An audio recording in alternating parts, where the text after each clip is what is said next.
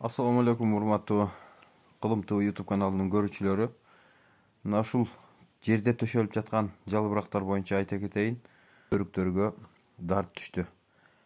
Өрүктөрдүн жалбырагы моментип ар кайсы жеринен курт тешип жерге күйүлүп түшүп аткан учуру бүгүн 16 май 2022 жыл.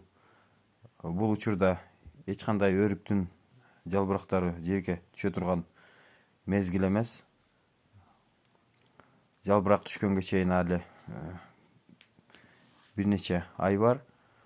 Бул өрүктүн жалбырактары дарттан улам түшүп атат. Кандай дарт экени азырынча белгисиз. Моментип жалбырактар ар кайсы жеринен курт тешип таштаган. Биринчи жолу өрүктөрдүн жалбырагы май айында жерге күйүлүп төшөлүп түшүп атканын көрүп турам.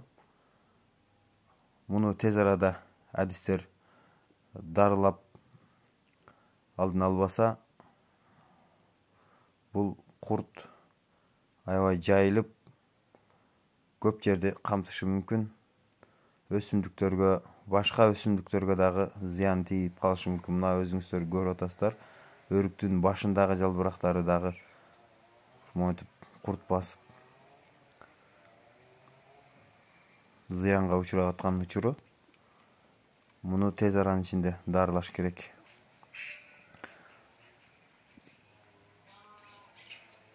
Бүгүн учурда монтип жалбырак түшпөйт эле да.